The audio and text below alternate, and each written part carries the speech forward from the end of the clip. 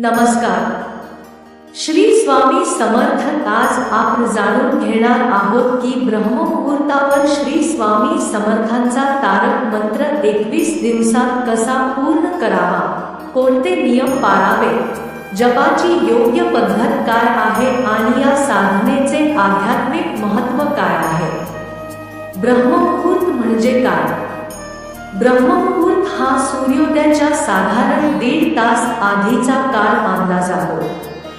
हा काळ मन शांत, वातावरण सात्विक आणि ईश्वर साधनेसाठी अत्यंत शुभ मानला जातो. साधना सुरू करण्यापूर्वी सकाळी ब्रह्ममुहूर्तात उठावे. स्नान करून स्वच्छ, शक्यतो पांढरे किंवा भगवे वस्त्र परिधान करावे. देवघर स्वच्छ करून श्री स्वामी समर्थांची प्रतिमा किंवा मूर्ती समोर तुपाचा दिवा आणि उदबत्ती लावावी. शांत मनाने संकल्प करावा, मी पुढील 21 दिवस अखंड श्रद्धा आणि भक्तीने श्री स्वामी समर्थांचा तारक मंत्र जप करणार आहे. तारक मंत्र श्री स्वामी समर्थ किंवा आपल्या परंपरेत जसा तारक मंत्र सांगितला गेला असेल त्याच मंत्राचा जप करावा. जप कसा करावा? रुद्राक्ष किंवा तुळशीची माळ वापरावी. दररोज एकाच ठिकाणी आणि शक्यतो एकाच वेळी बसावे. पाठ ताट ठेवून शांतपणे जप करावा. जप करताना मन पूर्णपणे स्वामींच्या चरणी अर्पण करावे. 21 दिवसांचे नियम.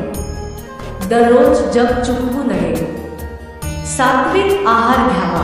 खोटे बोलणे, राग, निंदा आणि वाद टाळावे.